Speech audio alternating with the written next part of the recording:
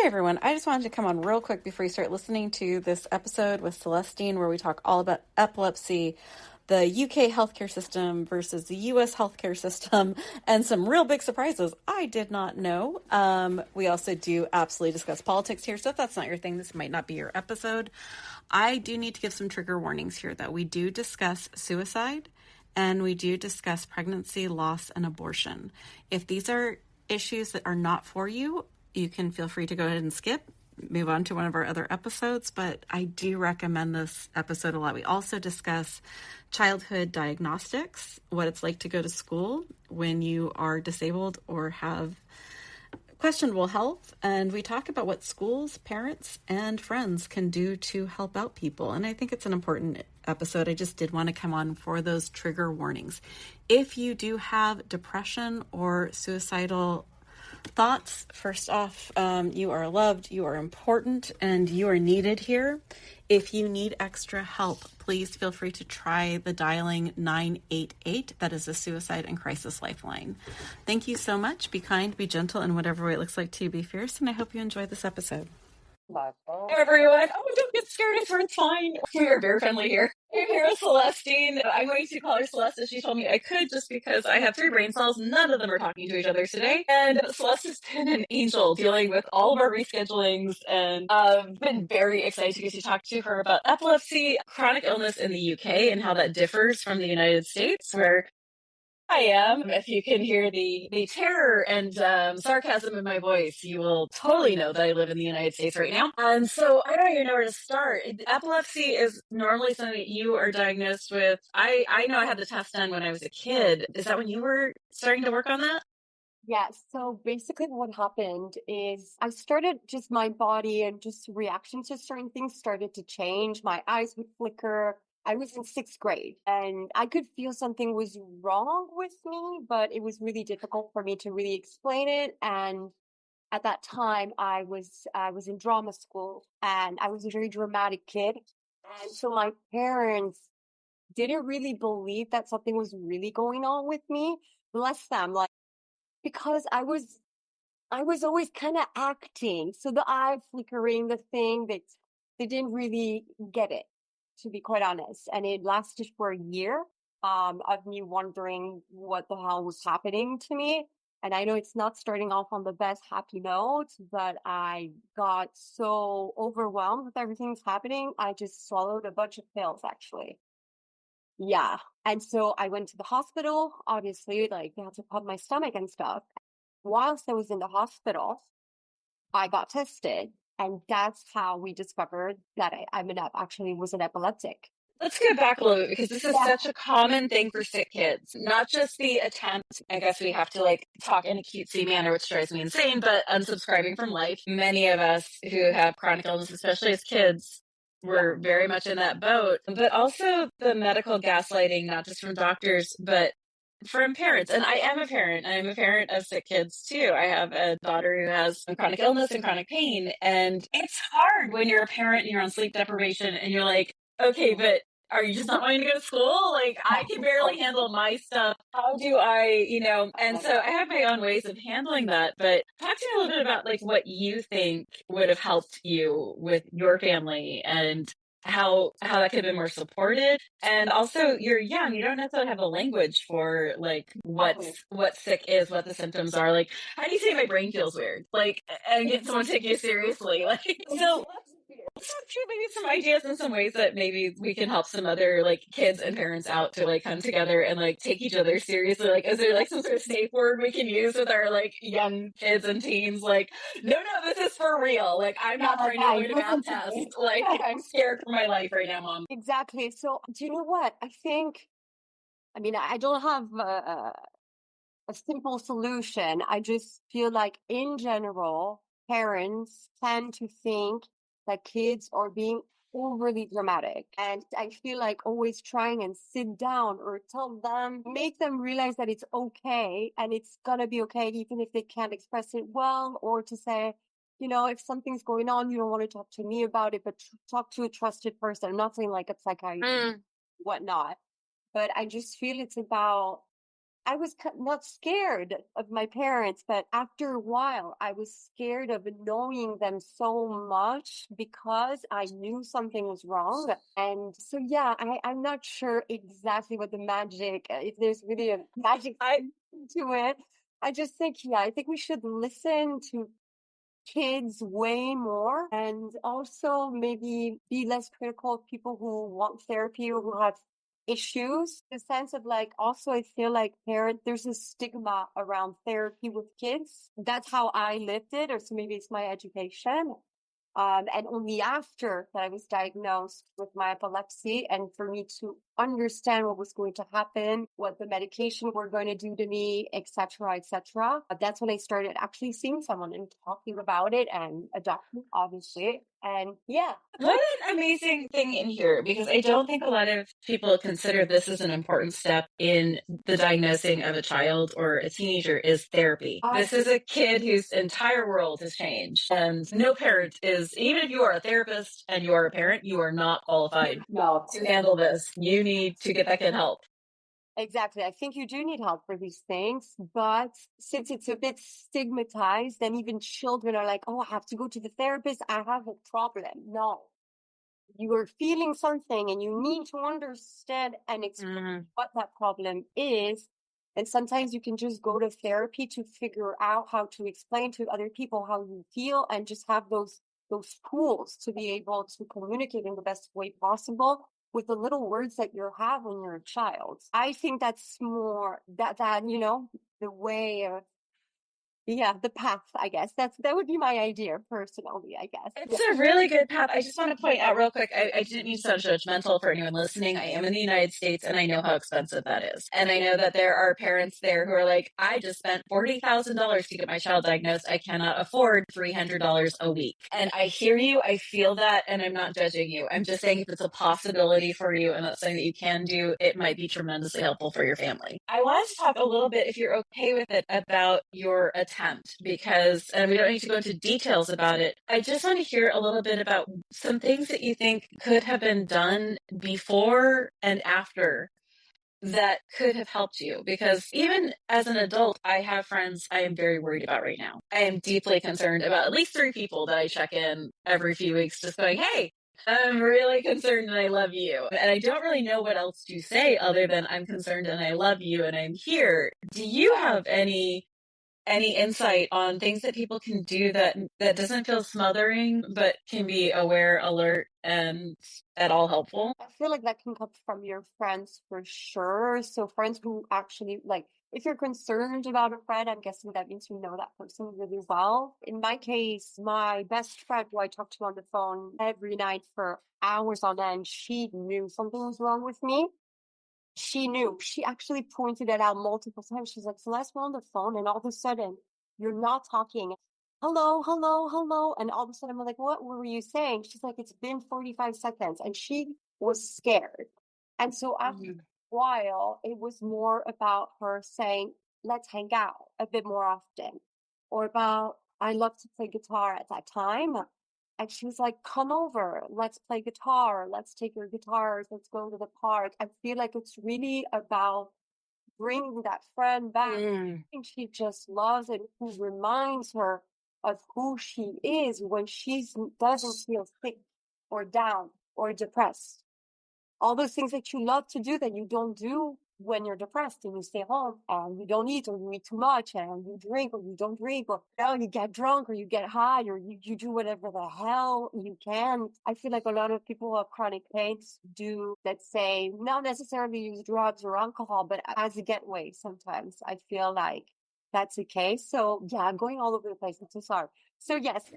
What I'm hearing from you is that we need people in our lives that can leave personality breadcrumbs for us when we get lost. You like guitar. Here's the guitar. You enjoy touching grass. So for 5 minutes, we're going to go outside and touch grass. I think it's a brilliant way of explaining that to people, because I don't think that if you haven't had clinical depression, you don't know what depression is. Like, clinical depression is different, situational depression is different, but how to work on those things, just the personality breadcrumbs, I think, is such a helpful way for friends and family to know. I think so. That's what I do. So I do when I'm in my highs, when I'm good, when I'm not feeling depressed, or when epilepsy is not completely flaring up, I'm who I am now. Like I'm a bubbly and I do go all over the place because my brain has trouble structuring, that's for sure. When I'm down or when my illness or whatnot, people don't want to be around me really. That's always my fear. And that's like and by the way, if anyone's like new to this podcast, we do not do interviews, we do conversations. So just letting you all know, if you're like, why is she talking? Because it's a conversation. Okay. So that's always my fear when I am around people, is like, if I show my pain, if I'm not interesting and fun and goofy enough and silly enough and brilliant enough, no one's going to want to hang out with me. And it's like this weird singing for your sufferer thing that I always like, am super concerned about. I understand that too.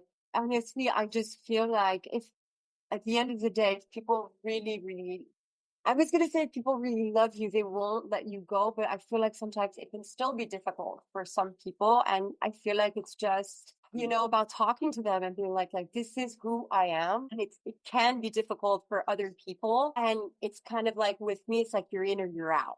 And that person can just be out, but if they're in. That's freeing. Yeah. And if they're in, though, they can't tell you after, oh my God, No, they can't. It's like you're in. And if one day you want to be out, then you're out. But there's middle ground. That's how I feel.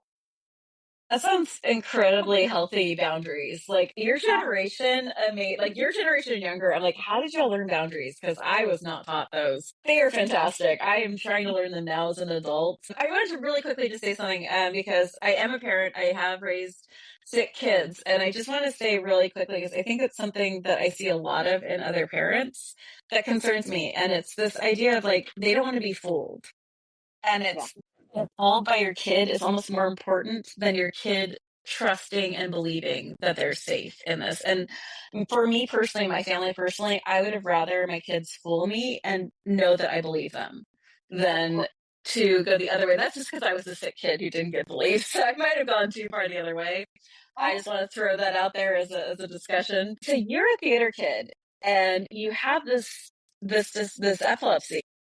That feels problematic between like the hours expected, the physical exhaustion, and the lighting. Can you tell me what precautions had to be taken, how that all worked out? Yeah. Oh, Lord. When so right after my diagnosis, it was really about me adapting, yes, to different things. So lightning obviously was a big thing. So I have photosensitivity, which comes very often with epilepsy. So that was more about making sure that in the morning there's no like harsh light or whatnot, wearing sunglasses, all of those things. So there's things that you can do, but at the end of the day, I'm going to be very clear. People can't, or places that you go to, they can't always accommodate you. You can't always expect in an office that there's no bright windows and they can find a space for you. There's not always that space to actually be able to accommodate. So it's really about you having to accommodate yourself, basically. And so what things were you able to bring or use to accommodate yourself, or like rules that you had for yourself? I tried to not get myself in too many stressful situations because epileptic episodes are triggered by stress. And then again, I was stressed of having an epileptic episode. So basically, it's like the wheel of torture because you're always scared of something. Honestly, I have to say regarding that, I'm not sure I'm the best person because my tools, I still don't really know if I really have them, to be quite honest. It's a good, honest answer because I don't know if any of us, like, even if something works, it's like, for how long is that going to work? Exactly. We're so different also. So I feel like epilepsy is a really weird one because I've met epileptics, honestly. They're so different than me, for example. Like my epilepsy is kind of a bad one. So yeah. Explain the differences because I don't think I know what the differences are. So let's just say there are two main epileptics. One is called the petit mal. It's actually in English. And one is called the grand mal. The grand mal seizure versus the petit mal. Exactly. So I had the grand mal. So that means I have generalized seizures. It means I don't remember. And it means I urinate on myself and stuff like that. And I will have absences, like I'll be here, won't be here, the eyes are flickering, all of those things. When you have le petit mal, you don't have generalized seizures, so you don't faint or you don't lose consciousness, basically. So that's the main difference between these two types of epilepsy. The problem with mine is that you can really fall at any given time. So, how did you handle this as a young adult, a teenager, someone who probably wanted to have some autonomy and drive and be out with friends? Kids can be pretty cruel, and I'm just thinking there's a lot of symptoms you just listed that could have. I was not a strong teenager. I did not have a strong personality. I had lots of issues. I cannot imagine how I would have handled that. Honestly, do you know what? I'm going to say something that's maybe a little bit sad to hear, but I was bullied then and I'm bullied now, even more as an adult. Wow. Can you Yeah. explain a little bit about that? From like, I definitely want to hear about like the kid stuff, but the adult stuff I think is also really interesting. Are you like bullied at your work or with friends and dating? And So I have a long time partner of 10 years, so thank God for that. I don't have to go into the dating world with that stuff.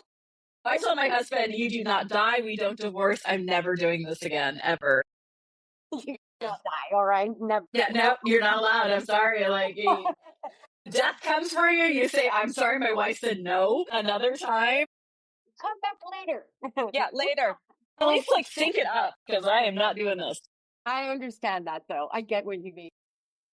The problem is it was difficult to deal with the kids obviously making fun of me, and I ultimately changed schools altogether. I left my school. Yeah. Wow. Was there an incident that led you to that or just general issues with the student body? Well, the problem is when I came back from the hospital, everyone at school knew that that I had tried to commit suicide.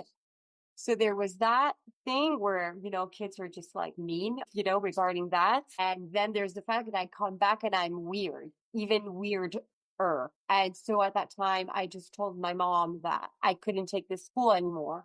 And I feel like my parents saw how depressed I was. That's what I had to do. It was my way to cope with it. And in the new school, people didn't know about my history. So it was just like, hi, new girl. She has epilepsy. These are the symptoms. You know what I mean? So it was different. Yeah. It was a different way. But yeah, ultimately I did change schools. It sounds like when you moved to the new school, being open and letting everyone know was a helpful thing.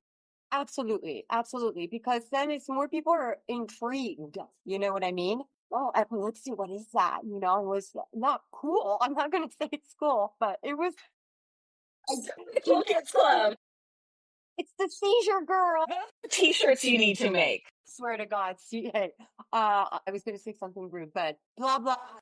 No, we do lots of storing around. And also apparently tails in the face. Oh my goodness. Cats. Sorry. So if you are listening, I'm very sorry. If you want, you can go over to our YouTube section and see Pandorica Eloise, who has been clawing my hand through this entire interview. She's in a very playful mood, and I can't get rid of her, so that's just what's going to happen. The black lab will jump up in a minute. But I have two cats as well, so they might do the same thing. Yeah, we have a Pandora and Meows, and then I have a hamster that cosplays as a dog. It's a pug. And then we just got a Labrador puppy, so that's chaos. Utter and complete chaos. I do not know what I did to my life or why I did it. I have not had this much chaos since I had small children. I don't know why I felt the need to do that again, but here we are. Sleepless nights, all the fun. Yeah, animals do bring joy. I find it very comforting. Yeah, I don't know how your disorder works if you end up in bed for long periods of time, but I spent about 60 to 70% of my life in bed, and if I didn't have these animals, I wouldn't make it. Yeah, of course, I understand that. Yeah. So for you, for your, like, what kind of stuff did you have to do to get through school? Like, did you have to get, like, different testing times? What were some of, because I want to give people, I'll see if I can release your episode a little earlier. But a lot of people are going to be starting college. They're going to be starting high school. There's a lot of kids out there and people are starting jobs. I would like to help them get an idea of what accommodations they should be asking for. So, first of all, I really do think it's important that within their team, and even other team managers or whatnot are aware. Or you need someone, and I'm not saying HR, like, when you get hired and you need to tell HR or whatnot. I think it's really good to have someone on your team or at school, your buddy, and he's your buddy. He's your epileptic buddy, right? I And like it. yeah, There's bracelets involved in this. That's epilepsy buddy bracelets. exactly. Oh my God, that would be so cute, actually. And you have that. Them, side hustle. You know what? Why not? Why not? Let's make epileptic merch. All for you. Yes. Let's do it. Okay, everyone listening, we're gonna open a shop after that. Nothing to promote, but I think you're gonna have like something by the end. By the time we release this, you're gonna be like, and here is the epilepsy merch. So yeah, you need to find someone that you trust, and even if you go to high school, to college or whatnot, and you have no friends at the beginning, just find someone. Find someone that looks vibey to you, that you feel confident, and explain to them exactly how it works and what they can do. And most of the time, when you know that you have someone on your team or near who knows what's going to happen to you, you feel safe. There's one person at least, even if you faint in front of 35 people in your class, you have that one person who's going to get up, who's going to come to the floor and hold you. And oh my God, what's happening? Ambulance. No, you have that calmness that soothes you. And yeah, I would say get a buddy, get a buddy. That's really important.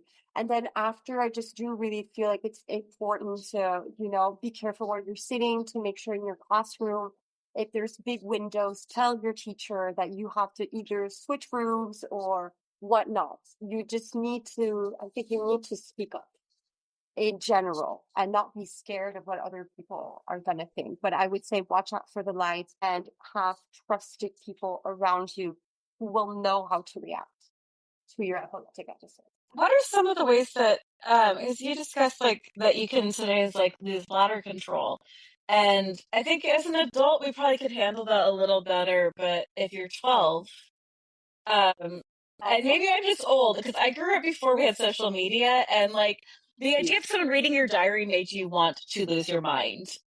Yeah. But now they just put it out there for everyone. So maybe I'm old fashioned, and the idea of something like that happening is just like it would have done me in at 12. And I'm just wondering what advice you have for other like kids who are experiencing like bladder or bowel instability, and this is a reality of their life as a kid.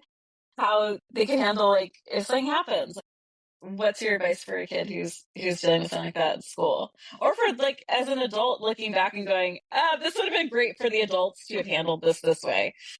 It's a tricky one. So the solution back then was like legit, just you could wear a diaper, but obviously I didn't want to do that. Maybe it's another merch idea, but you know what? Like today you can use, possibly, there's like for women, maybe men don't want, but the Period underwear are amazing, especially for those of us who are hitting menopause and have had children. Oh my gosh, you need to go get the period underwear, like especially by Salt. Salt period underwear is amazing. Perfect. Honestly, it's good. I feel wear more often. I feel more secure. I know that if I do have, I mean, it depends how much you heat Yeah. from, because it can be a lot. It can be a lot. But if you have a good thing that's for your heavy flow, after for men, for a little boy, I don't really know. Yeah. We could try to do some research, but I don't know that one. I don't know that one either. I mean, maybe they should just make some. I should make some. I'll make period. Honestly, do you know how many men need something like that? Like, it's not that men don't experience incontinence either. There's plenty of men who have bladder instability and bowel instability, and they could really use a product. Like, I cannot tell you how freeing it was when the period underwear came out, because when I travel, like, it is hell for me to stand up and go to the bathroom. And I've had two children. If I sneeze, it's going to be an issue. So having those period underwear, like no one notices, it doesn't feel any different than regular underwear, and I'm like, this is so freeing. And like periods, even if I had been 12 and so I'd been like, hey, you can wear these if you are not sure if this is gonna happen or not. hell. No, it was hell. So for that, honestly, I don't want to, since I don't have to, I don't know what today, if there is anything that there's new that they can propose, but it's true that at my age, apart from, just having nothing, or then actually my mom, like I would put big pads. Sometimes in the morning, if I felt that I was not feeling well and I could potentially have an epileptic episode. But honestly, yeah, it's kind of part of the thing anyways. You kind of just have to accept it and move on. Some of the symptoms you experience that kind of let you know this is coming up. Okay, so my eyes will start flickering big time. So when it starts to flicker, I know I don't know if I'm going to have a full on seizure or just little like flickering and then it's going to stop.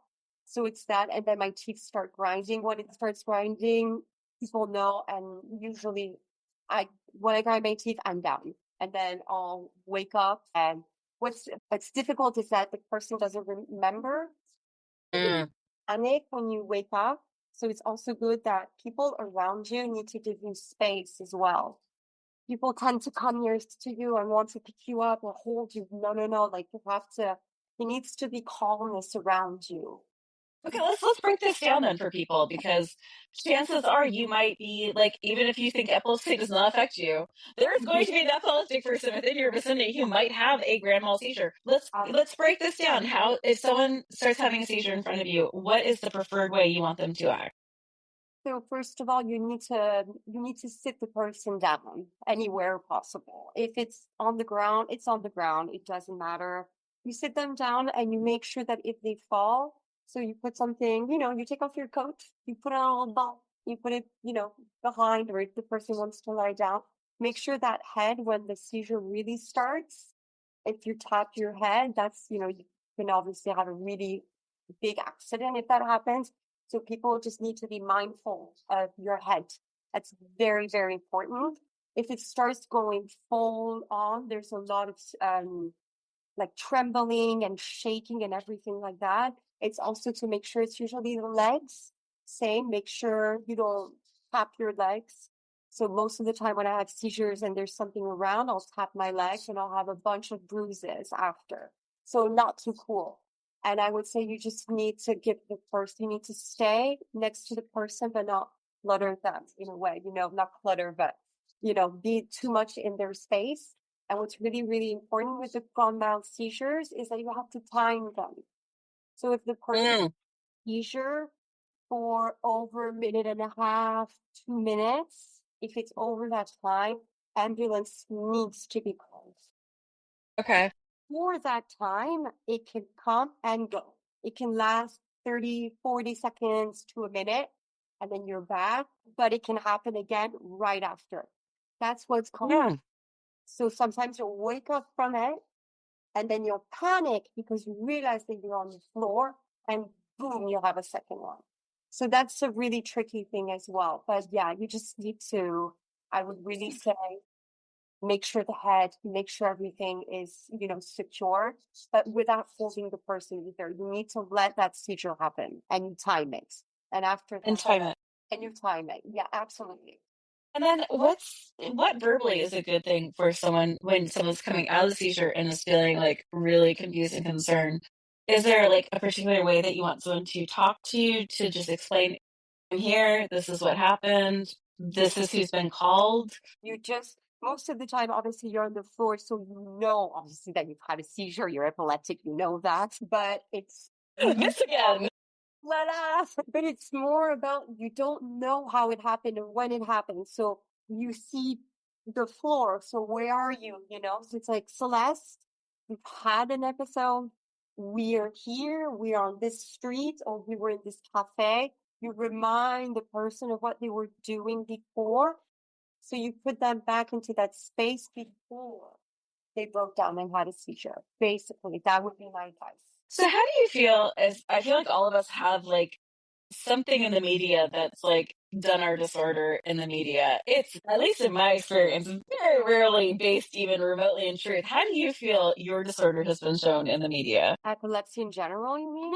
I mean, I don't feel like it's something that I see very often at all. It's not really I follow this a couple of people, but in general, I don't feel like we talk about epilepsy at all. And let me tell you something. Not only do we not talk about it, but the medication and the research, it's not there yet. It's not there. They're still doing a bunch of clinical trials on people. There was a huge, huge scandal 15 years ago because they were giving epileptics something called Depakote. That particular medication was not at all meant for women under the age of 18. And I took it until I was 23. Talk to me about that. What happened? So basically, women started having children that were deformed or had serious, serious mental issues, deformations, and just disease in general. And it was because they continued to take that poison, Depakote, whilst they were pregnant. So, and the sad thing is for me, I'm going to get into it. I had to have an abortion because I found out that I was pregnant, but it wasn't planned. It was just a pill accident. But anyways, and I couldn't have kept the baby even if I wanted to. Yep. You get full support here, by the way. I hope you know you're getting, there's full support here. This is a very important story. I know it's a tricky subject for abortion, and I understand some people who are against it. There's like, everyone has their own beliefs, but there was no way I was putting a child into this world who was going to have any kind of illness, because I mean, obviously they can, but not that way. It wasn't possible, but it destroyed the lives of women and children. And at that point, we heard about it. Epilepsy was talked about. And then all of a sudden, The disturbing part of that is like, if you're going to be pregnant, it's not like you can just not have epilepsy medication. It's not like epilepsy stops because you're having a baby. And the confidence of doctors with new medications has been jaw-dropping, let's say. And this is a perfectly safe med. What are you doing questioning me? And then we find out things like this. And then cycle, rinse, repeat. And when it comes to medications, I hope everyone knows by now that most of these are not tested on women. Almost all medications and all medical procedures are tested on white men. And they're just starting now to test out birth control on women. Figure. Isn't it crazy? And then there's almost no testing for very obvious reasons for pregnancy. So almost no medication is properly peer-reviewed tested for pregnancy, which makes family planning very interesting when you're chronically ill.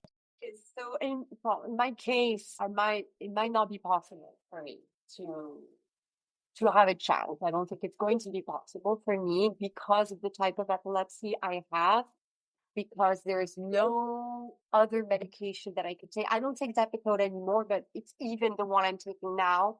I would have to probably be on bed rest the whole time. And also it can be scary. So if I have a child, then I'm alone. What if I have a seizure? You know? Yeah, there's so much about your disorder that I don't have the same disorder. I have a different disorder, but my disorder also takes a lot of autonomy from me. Where my 18-year-old, by the time she was 13, had more autonomy than I did because no one could trust that I could drive because I can faint, I can dislocate. I can't go for walks by myself. I have to have someone with me if I'm having a good day because good days can go away real fast, as you know. So how does that affect you? Because like it feels like all of a sudden we go from like being full adults, even if I was a sick kid too, but I managed to like have a life through my 20s mostly, and then all of a sudden it's like I'm back to being 12. Like I have to ask permission to leave the house. Yeah, I see what you feel like you regress a lot. Absolutely. I feel like also, how do I say, the medication for epileptics ruin your body after a while. It ruins it because it stimulates your brain in different ways all of the time. And after a while, especially when you start aging, it starts to affect your bone density and stuff like that. So I didn't know that. Oh my God. Yeah, so the problem Wow. is, and actually that's a sort of a fun fact that I do want to say.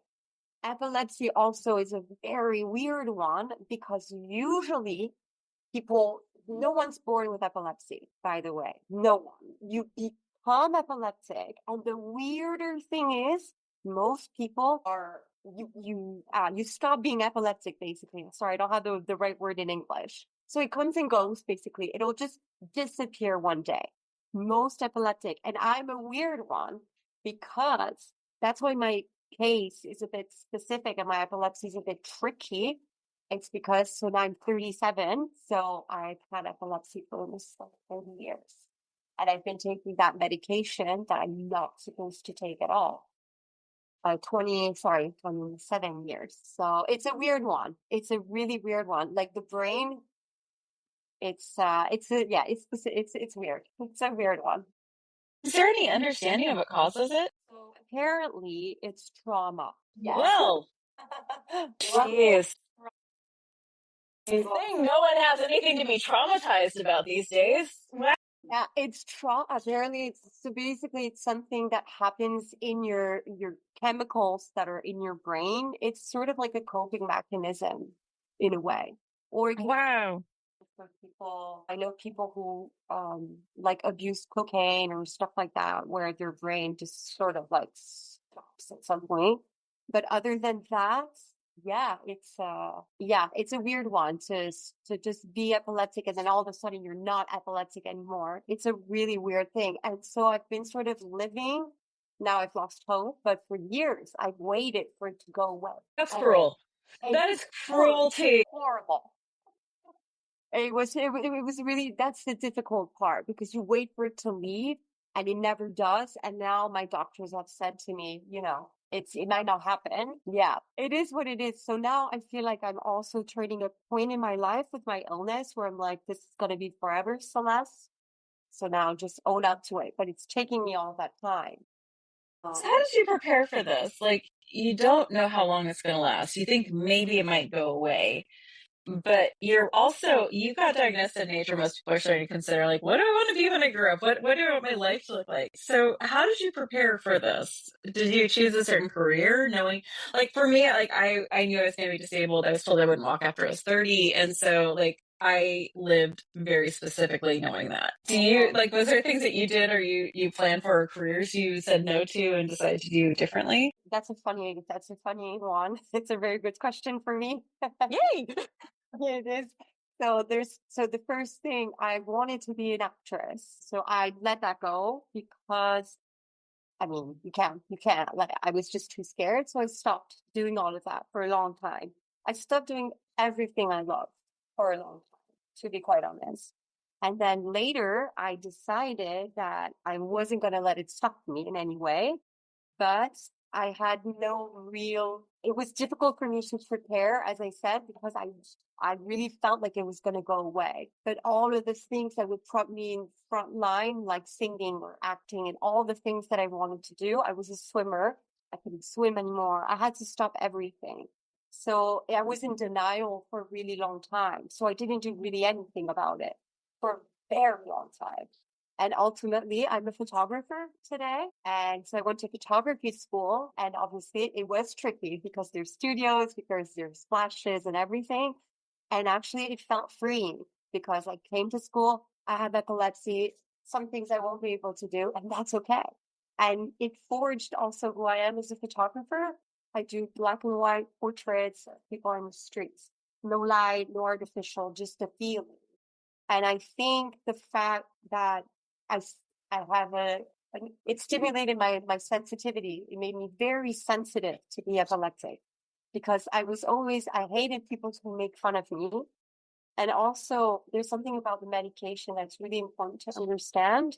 When you have epilepsy, your neurons and your synapse don't connect well. That's what happens. And when you take that medication as an epileptic, it's like taking amphetamines for a normal person. So that's why it can be jittery. That's why it can be, it acts like an amphetamine in your brain. And people will make fun of, oh, you look stressed out, you're jittery or stuff like that. And that's complicated. So I feel the only way for me, it was denial for a very long time. And then after, it was doing what people told me I couldn't do. I was too scared my dream of being an actress. I let it go, but I wanted to be a photographer at some point. And I said, screw it. I'll be an epileptic photographer, So many ideas for business names for you. So is that what you're doing for a living now? You're a photographer? Yes, I'm a freelance photographer. Obviously, it's difficult to live from only being a photographer. And also, there's a lot of times where I just physically cannot be a photographer. I can't get up, or my hip hurts, or I fell, or I had a seizure the day before. So I'm not going to go out for a couple of days, or I'm in the hospital because I had a seizure. So that can be complicated because, as you know, canceling and putting back, and clients don't always understand that, obviously. That can be tricky. That can be tricky. I was a photographer. I was a professional photographer for almost 15 years in the Silicon Valley. And yeah, it was hard why I took you as an interview. Is I was like, I totally want to talk to you about epilepsy because, oh my gosh, we haven't had someone with epilepsy on for, I think, about 4 years. But this is the project I did after I had to stop being a photographer. So in my contracts, I had like all these things about if I have to cancel because like I always would hire a second photographer who was as good as I was for weddings, and I would pay them their full rate for a wedding day just in case I couldn't do it. And I would talk to the brides and the grooms. I'm like, this is the reality of this. This is what happens. This is my second, and they are going to be doing the running. I'm going to be doing the details and spending my time with you, walking very slowly with my cane. And it was a thing. And I don't know about you, but I would love to talk to you about this one aspect because this is like what broke my brain open was I had a client who saw me limping and I had been in the closet the whole time. I was convinced if anyone knew I was disabled, they would never hire me. And so, like, for probably about like 6 years out of 10 years, I didn't let anyone know I was sick or hurting. And this one woman who was a therapist for chronic pain was like, I can see you're in pain. There's no way you can hide that. And she talked to me about coming out of the pain closet and out of the disability closet with my clients. And I'm like, I'm going to lose all my business. It doubled my business. It was amazing, and like the parents, because I stopped doing weddings at that point, and I was just doing boudoir and newborns and family and headshots and stuff. And once I was honest, I cannot tell you how many of the people that show up early to help me set up the studio and stay after to help me break it down. And then, like, the person I had in the studio next door who was selling, like, cute little dresses, she would come over in the morning and help me. I'm like, what a beautiful world. And I was just so convinced everyone would, like, slap me away. But instead, like, and I'm not saying this is everyone's experience. I'm sure people have horrible stories about this. I'm just saying it was a beautiful moment of feeling supported in a place I did not think I would be. So how do you do this? How do you tell your clients this? Do you, like, talk to me about how this works running your own business, which is because I'm now not doing it anymore. And so I'm so curious what that all looks like. I can't imagine running a photography business in this day and age. No, so honestly, probably I don't think I've ever told my clients. I never even thought about that clause thing, which is really smart. Save my ass. May I tell you, there was once that I had to use it. Yeah. And it legally saved my tail. Exactly. But that's the thing that's super smart, actually. So yeah, for everyone who's listening, actually, to us. Oh, no, like if you even if you're not sick, if you run your own business, I need you to put an emergency clause in here because honestly, the time I needed to use it, it wasn't because I was sick, it was because I was in a car accident. Wow, oh my God, that's so fun. Yeah, 3 days before a wedding, I was T-boned at like 35 miles an hour. I had to be cut out of my car. I still shot the wedding, but I was not as good as I usually am. And I did have a second there to like handle everything, but it became an issue. And I was so glad I had that contract. Oh my God. Oh, I feel for you. So yeah, that's Oh my God, nightmare, right? I mean, 3 days before, that's kind of cruel. Like, what was I gonna say? So actually, do you know what? When I reached out to you the first time when we decided we're gonna have it. By the way, everyone, this is like a year in the making almost. I think we're almost at a year. So I reached out to you because I knew about your podcast, and I got fired from my job. So I so often do like office jobs in between, just like short contracts, 6 months or whatnot. But this one I actually really liked, and I wanted to stay there and possibly become a photographer in-house. That'd be amazing. I was so happy. I mean, look for clients. Oh my God. Exactly. That was my thing also. So I don't have that stress of the clients. And so they know me, and I felt safe. I felt safer in that context. Listen, Listen, what the hell happened to me 2 days before? 2 days before they were telling me, okay, we're going to do a test trial with you for a month as an in-house content creator, photographer. It's full on epileptic seizure like I've never had before. And the next day, obviously, I had to go to the hospital. Unfortunately, that day there was a private showcase at work, and I got fired the very next day. I was asked not to come back, and they sent my stuff over. And they're allowed to do that in the UK. I was just going to ask, because I'm like, in the US, that gets crunchy. Years they can fire you here. For how many years? 3 years. Oh, sorry, cut off. So here, they can fire you for 3 years. And after that 3 years, that's when you have passed like the official probation. 3 years here. My God, that's crazy. So can they fire you for anything? Like, it could be anything? Anything. Like, there's no protected status for anything. Here, zero. Zero. Oh my God, I didn't know that. I didn't know that either. Romanticize the UK quite a bit. Like, I think I really romanticize the UK, and that's good to know. Wow. That's insane. And I didn't really know that. I actually thought I was going to be able to, like, I grew up in America. I thought I was going to sue them for discrimination. That was going to happen. And then I was like, I talked to the agency, the temp agency who had placed me there. And they're like, no. Even if they were going to hire you, there's 3 years.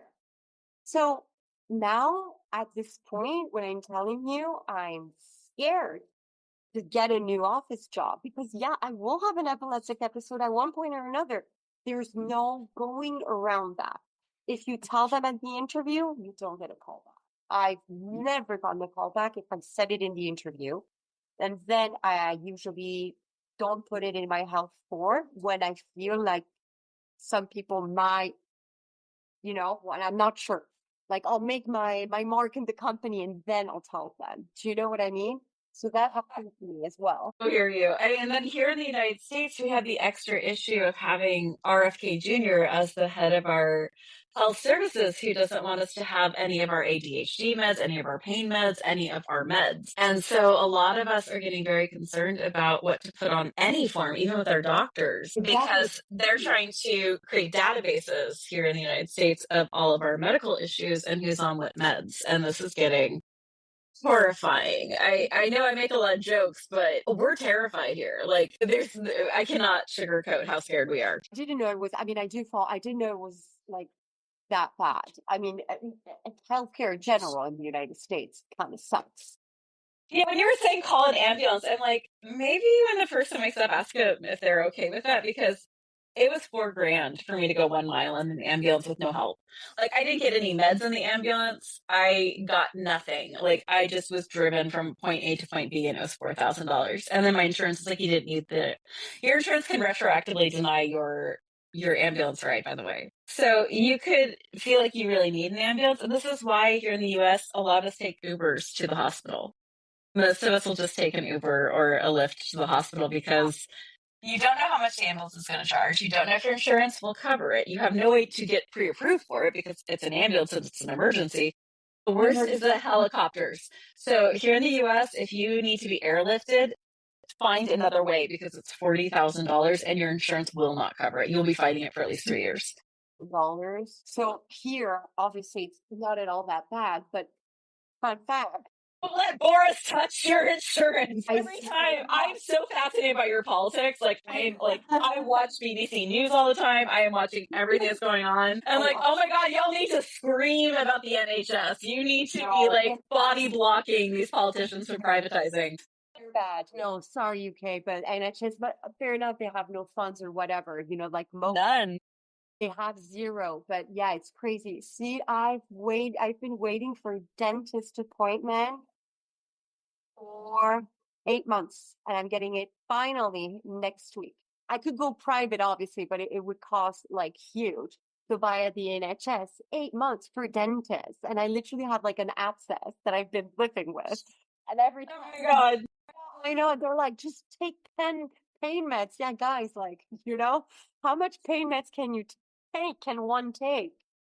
Crazy. So it's like that's not gonna take the pain down. Like, I don't know. Can you just explain to me how doctors think that, like, oh, you take an opioid, you're out of pain? No. Oh my God, no, it's a reduction. It's a reduction in harm. It takes me from a 10 to a 7. I agree. It's crazy. So, but yeah, the first time I went to the pharmacy here to get my medication, so I was coming from France, and I had to take my medication every day, 150 milligrams, which is quite a lot. Jesus.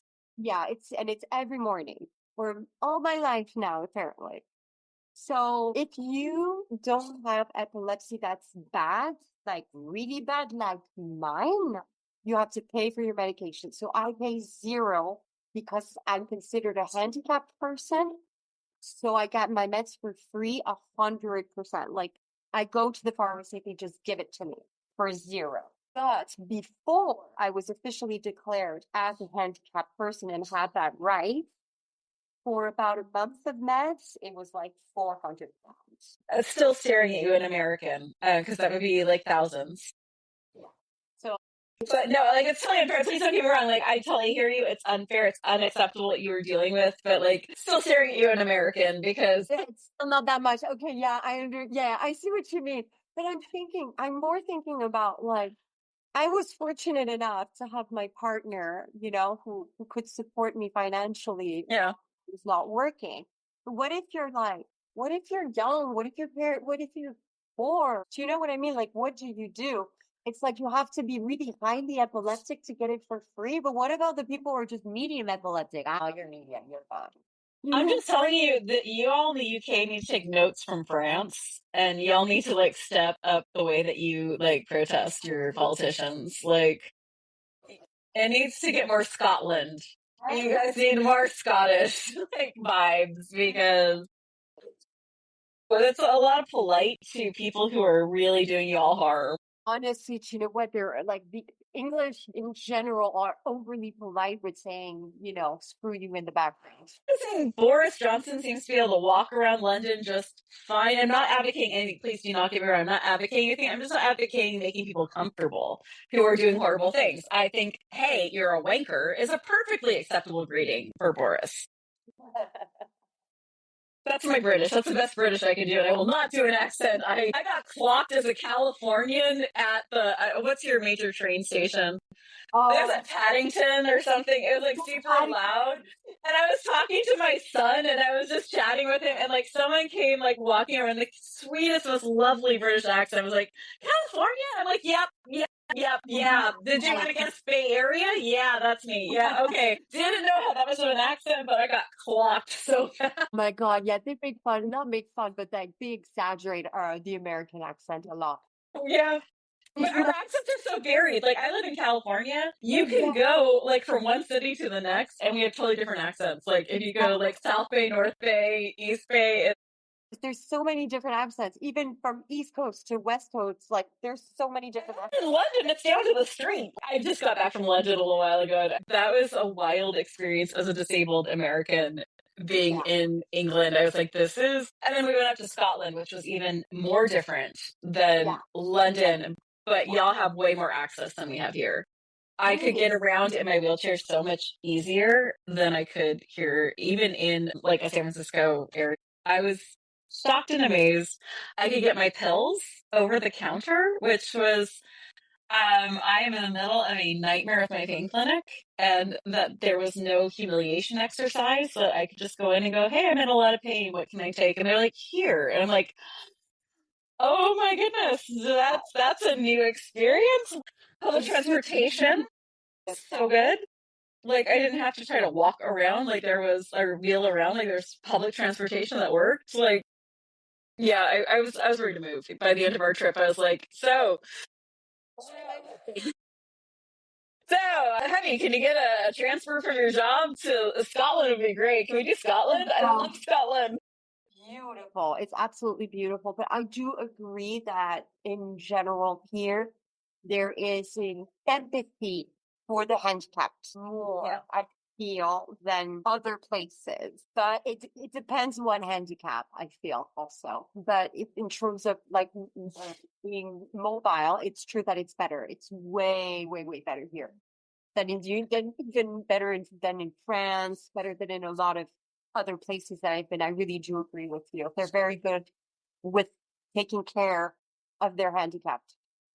And I just want to put out there, if you are disagreeing with us and you're like, bitch, I'm in London right now and you do not know what it's like every day with a wheelchair. No, I don't. I was only there as a tourist. And if you have a different experience, please stitch this. Tell us about it. I want to hear what is part of what I'm fascinated by is like how disability works in other countries.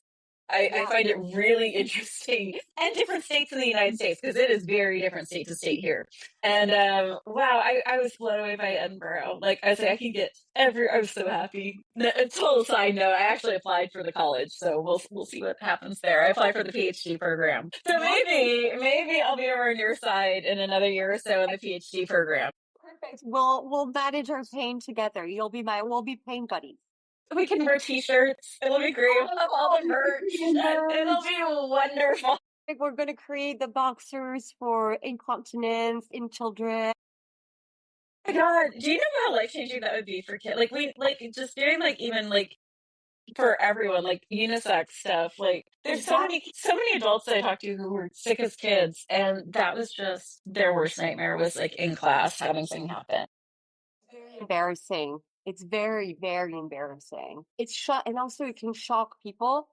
That's for sure. And the teachers who don't necessarily, this is like one of my big things that I'm so upset about, especially in the United States, is this like push to remove cell phones from children in school. And I was a teacher here. I understand why you don't want the kids to have cell phones. I get it. But the fact is there's a lot of teachers who are not nice people and they'll try to keep kids from taking their meds, getting to the bathroom. And no one believes kids. I'm sorry. No one believes children. They need to have proof. Exactly. Yeah. No, I think that's really, again, I've suffered from that. And I'm pretty certain, and my parents to this day, I don't know how to say sorry. They still think about it. They still feel bad. They still feel the shame. And honestly, it became almost smothering because my parents started overprotecting me. Yeah. Oh, you can't do that and you can't do that, or I'm too scared of you doing that. And it put more barriers, but it's true that since we take time sometimes to figure some things out with children. Yeah, we don't listen to them. That is really something, yeah, we need to work on that. Oh my gosh. And like the overprotecting thing, like I did that to my daughter. I got way overprotective of her and bless her heart. At like 15, 14, she sat me down and she was like, okay, mom, I know that you trust me, but you're scared about other things and things you can't control. So here's what I want to be doing. Here's how I will mitigate your fears. Here's what I will do to help make you feel safer with this decision. And I hope that you will agree to let me do the things I need to do. And that was an awesome argument. I agreed. I was like, okay, that's fair. And you're right. It was nothing to do with you. And with these things here, yes, I would feel, I won't feel, I'll bite my nails to the quick, but I'll handle it. You do not know terror until like your like kid walks out the door without you and you're like, every TV movie goes through your head. It's insane. It's like, obviously, the next call will be the police because I'm a normal, sane human being. I have no neural spiciness. Of course, the worst thing will happen. I love the kids. So I wanted to ask you, what are things, because like for my disability, the things that could make life way easier for me is please keep your dogs on leashes. Do not let your dogs run around because it takes one sweet little puppy pushing on my leg for me to be out for 6 months. Same with kids. If you have toddlers that are running around, please keep your toddler from running into my legs. Ramps are everything. I love ramps. Ramps are the best. What are some things that could be changed in every day from offices to school to life to transportation that would actually make your life more autonomous and joyful? I think we don't think about people who have photosensibility. That means no. The underground, the light is so harsh. It is harsh.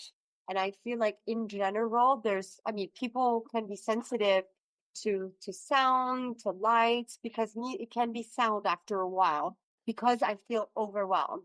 And I feel like in general, all of the spaces that we enter are very highly stimulating. There's lights, there's flashes, there's this, and do you know what I mean? God, yes. You Yeah, know, I mean, like, just because, like, I'm super ADD, I notice, like, oh my light God. changes, and I'm like, I can't think anymore. There's the sound Exactly. over there, damn it. Exactly. Let's say, you know, when you walk into like a massage parlor, you know, it's very zen, it's very, you know, there's the sound, there's the smell, right? And you feel good. I feel like life should be a whole spa. The lights should Mm. you know, even in the concerts, I loved going to concerts. I still go, but you know, I'm like, will I have a seizure? And what's gonna happen? Like, is the concert gonna have to stop?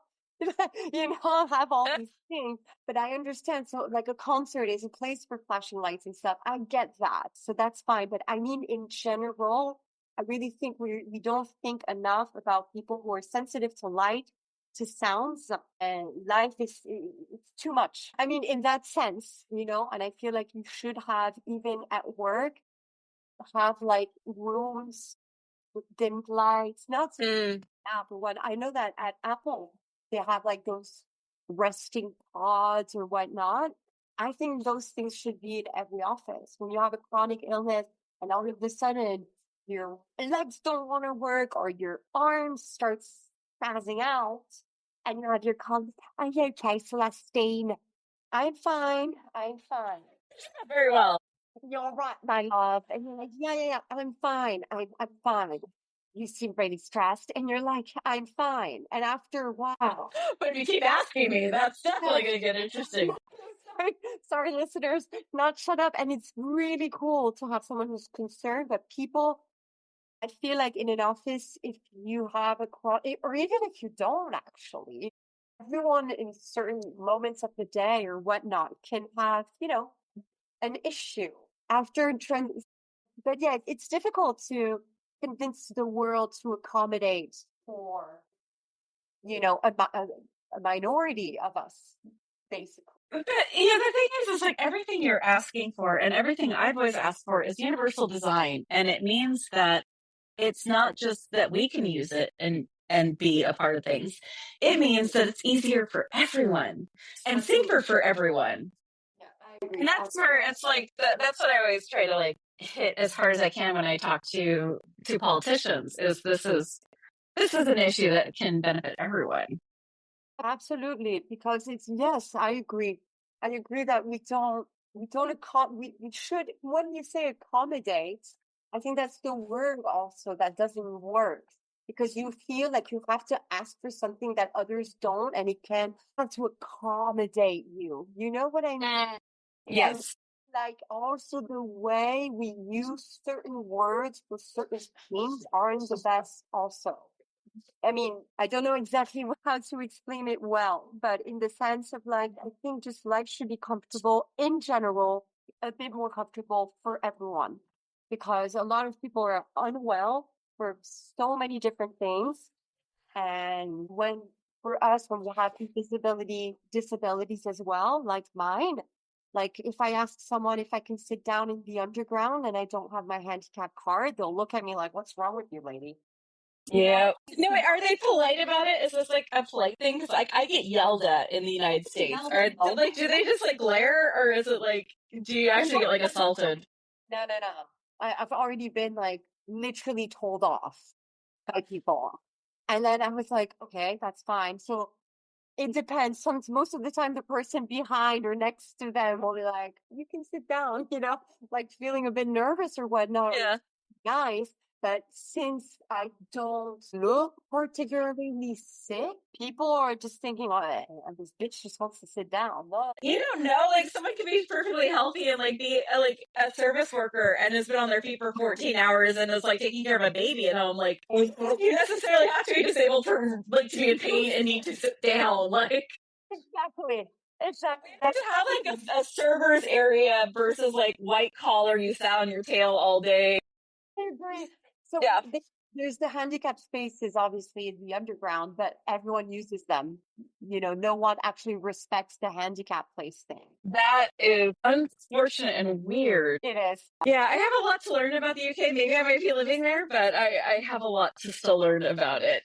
Yeah, it's a big difference compared to America. That's for sure. It's very specific. It's a very specific place to live, for sure. I do love the idea of being able to go to the emergency room without going bankrupt. That is exciting to me. The last one I was at was, I think, $8,000 for a 3-hour visit. So I would love to be able to just go to the ER. I understand that. Well, Wait times for doctors aren't that much worse than ours. I was really surprised. Like, I've waited 3 years for a specialist appointment. 3 years, that's insane. Yeah, that's a long time. So in France, it's not like that at all. No, should I move to France? Like, brush up on my French, try to get decent at it? France, for the medical, the equivalent of the NHS, basically, it's amazing. You have like a little card, and when you go to the doctors, you pay with that specific. Swooning, give me a moment. Marie Le Pen there, so hey, it's not fascism anymore, maybe. But honestly, that's the thing. That's even better than the UK, because here in the UK, if you want to have like the free covered by your insurance, the NHS, you will wait months or you will wait hours in a waiting room.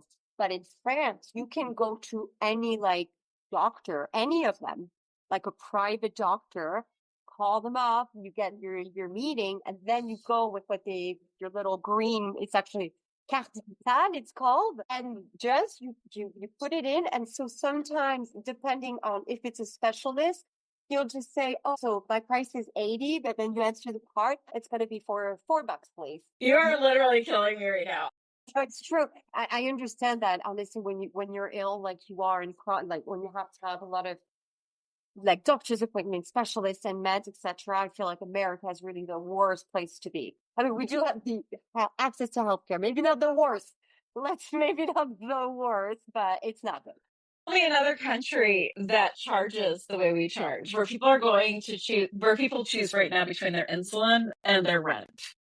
I don't know of another country that, like, even if there's not the access to it, I've never heard of any country charging what we're charged. Yeah, no, you're right, actually. Yeah, that's crazy. Because we might have it here, you might be able to get it, but like if you get diagnosed with MS, like they start asking you how much, what your treatment is basically what you can afford. That's how they decide your treatment is like what you can afford. Like our insurance, if you think that we pay for insurance and that covers shit, it does not. I have really good health insurance, and that means I have to pay $6,000 per person in my family before they cover 80%.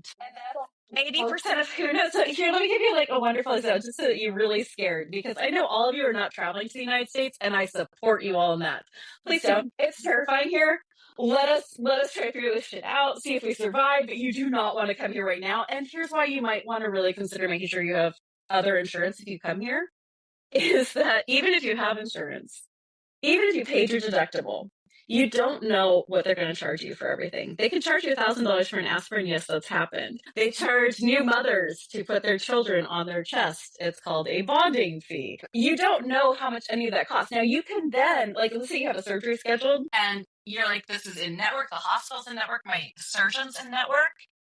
You go under, and a new anesthesiologist comes in because yours is sick, and that anesthesiologist is not in your network. You now have to pay full price for that anesthesiologist. Yeah, I love that expression. That's my favorite one. Yeah, that's the shit that goes down here. And when you think maybe, like, I don't know what it would cost you guys if, like, you had to pay out of pocket for, like, a broken leg or something. But here, it can get up to 6 figures. Oh my God, no. Honestly, seeing the price, I don't think it would ever get that high. That's insane. No, and our big discussion is like childbirth here, because everyone's decided that Handmaid's Tale is now an instruction manual. And the fact is like my daughter is now an adult, and so this is very old information, but her birth was $26,000 with insurance. She was in kindergarten when we paid off her birth, and it's gotten way worse. Like if you have to do NICU, we had to do NICU for 2 days, but people will have to do NICU for months, and you're looking at $1 million. And they will attach your house. Certain states allow you to allow the ERs and the hospitals to attach your house to your health. Oh my God. Yeah. That's criminal. That's criminal. I didn't know it was that bad. I understand you wanted to leave.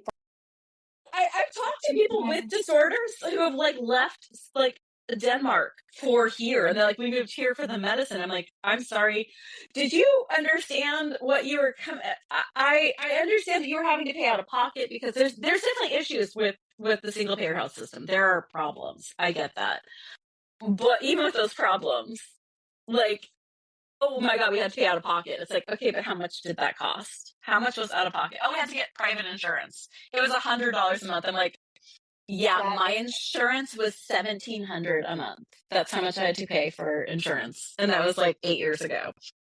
So I don't think that, like, I think if you're living in a single payer and you are rightfully furious because the money is not going to the NHS as it should, the doctors are not being supported, the rural health clinics are going away, like, be furious, be loud and furious, and use us as your example of what not to do. Like, fight hard. That is, I didn't, so I just feel like it's just insane to, I mean, it's like in France or here, I feel like if it's really a medication that you have to take for your whole life or even for a long time or whatnot, first of all, that should be free. That should be free, like it is in France, like it is here. Yep.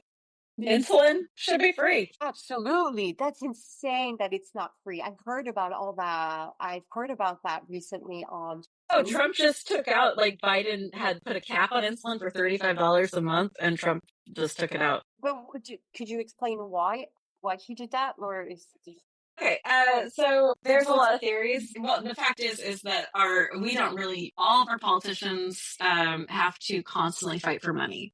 We have a thing called Citizens United, which meant that corporations could donate like people, which means a lot of money comes in that no one knows where it's coming from. So these politicians have no time where they're just working for the people who elected them, because they're working for the people who paid for them. So they're spending all their time with, and they don't spend time with us. So all they know is what they're told, which is their friends and the lobbyists. That's why I always tell everyone, please download like ResistBot, download 5calls. These are good ways to call your representatives and your senators. I don't know if you guys have anything like that over there, but over here we have those two apps, and it's because they don't necessarily know what the problems are. So you have to be loud and in their faces. What's happening right now is we have RFK Jr. as our Secretary of Health, and this is a man who bragged about having a brainworm. Does not believe in science or vaccinations. He walks that back every once in a while when he gets a real like pushback, but he's very like, vaccinations should be up to the people. I have real opinions on that. Yeah. Vaccines cause adult children. I don't know how else to look at that. I would crawl on broken glass to get my children vaccinated. Like, the only time I can see not doing it is if your kid is like immune compromised, there's a medical reason, and then but otherwise, this is herd immunity is the nice thing you can do for everyone around you to keep everyone safe and to keep you alive and safe. Anyway, sorry, my tangents, but he's very against peer-reviewed scientific research, and he's telling our scientists they can't actually publish anymore in papers that he does not approve of. And he took black tar heroin through his college days and tells everyone that they can't take their painkillers or ADHD meds. He advocated for people with ADHD meds to go to wellness camps. Yeah, be very afraid. When any politician says camp, it is not kumbaya or s'mores. So this is what we're dealing with here in the United States right now with health stuff. We're looking at maybe not having COVID vaccines this year. They canceled everything that was supposed to be what would be the new variants for flu and for COVID and for pneumonia, and those were canceled. I think they finally had them. But the first round, he said that no one healthy was going to get them, that only people over the age of 65 or who had immune disorders could get the vaccine. It's getting terrifying here, to be honest. And then they're trying to restrict birth control, which people take for a variety of reasons. Yeah, of course. That's not even, that's crazy. I cannot believe it. Yeah, I didn't know that was bad as you think it is. I promise you, it's way scarier. It's way scarier. Okay.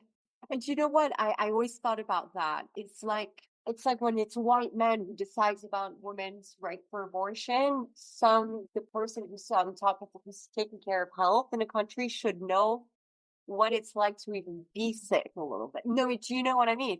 I have to think we should have someone who actually has a chronic illness, for example, or any kind of like long life disease that he or she has to deal with, that's the right person to put in charge. Do you know what I mean? I think we need a disability council. Yeah, absolutely. I think in any health department, there needs to be a disability advocacy section, because this is the thing no healthy person wants to hear, and I need every healthy person to hear it. You're invited to our club.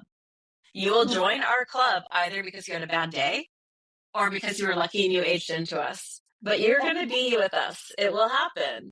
And I need you all to understand that. And I need you all to legislate understanding that, because that's the big issue, is people are legislating like this is not something that will ever touch them. And I have politicians who are in charge of all of the legislation who view disabled bodies as not just inferior, but as should not exist. And that's what they're pushing towards. And I need people to be very aware of that when they're making databases of who has these mental health issues and who's on chronic pain meds. Is there's a real reason that they're pushing for the no opioids now. And it's scary. And I mean, I don't want to go into all of this because this is about you and epilepsy, but I'm in the middle of just being terrified. So please forgive me for spinning out. I'm being held hostage in a terrifying country, and everyone's closing their borders. And I'm like, that's fair, but I'd like to leave. I understand why you all don't want us. That's fair. Just would like to be somewhere where I could, like, I don't know, go to a hospital if I need to and get my pain meds and go to school and just want to live. Seriously, just stop trying to make my life harder. Yeah, exactly. That's the thing. It's when you're already sick, and on top of that, you're already your life is a bit harder. It's not your what people think it's normal for them. It's maybe not easy for certain people. Cannot be easy for people who are sick like us. And I feel like you always have to explain yourself or to struggle. And if it was more actually just more inclusive, also the spaces we're in, inclusive to, as we were talking before, to people who are disabled. I understand. And you're talking about like the bright lights and everything, and here's a positive thing about where I live is we have a lot of understanding of autism here, and so we have sensitivity hours at stores where the stores will like have like Saturday mornings from like 9 to 10. We have our sensitivity hours, and they turn the lights way down. Only a certain amount of people are allowed in. The music is turned off. Like there's a whole bunch of stuff for people who have sensory disorder. And I'm like, this is pretty freaking awesome. I love it. But see, life should be a little bit more like that. It shouldn't just be an hour, it should be a little bit better for everyone. Exactly. Or if you're a corporation and you're looking how to like incorporate this, start with an hour. See if that helps your clients. See if it maybe is more of an atmosphere that your workers and your clients feel happier for. And for the love of fucking God, if someone doesn't have to stand for their job, give them a stool. Knock this out. I don't care if my person's sitting or standing. I want them comfortable and safe. Like, why? Like, it feels like there's so much ableism in the workforce that makes certain that disabled people can't be there. Yeah, absolutely. I mean, many times when I've gone to certain job interviews, I knew I wasn't going to be able to work there. I knew it because the office was made. Because let's say here you have a bunch of like in New York, like skyscrapers type situation, and I went to an interview on the 30th floor. I knew I wasn't going to be able to go every day, just because of the way the elevator goes up and it goes through all the like big windows. Light thingy, and I knew whatever happened. Honestly, I was about to just go back down. So it's these little things as well, what people don't understand. And I called my mom and I said, anyways, even if I get the job offer, I'm not going to be able to take it because of the elevator. And my mom understands. She's like, it's going to be okay, honey, But other people, you're going to try and tell them, oh, but the thing with the elevator or whatnot, they're going to be like, and then it's a whole conversation. And then you have to justify it, and it's tiring. Like, my God. Tiring. It's really, really tiring. Absolutely.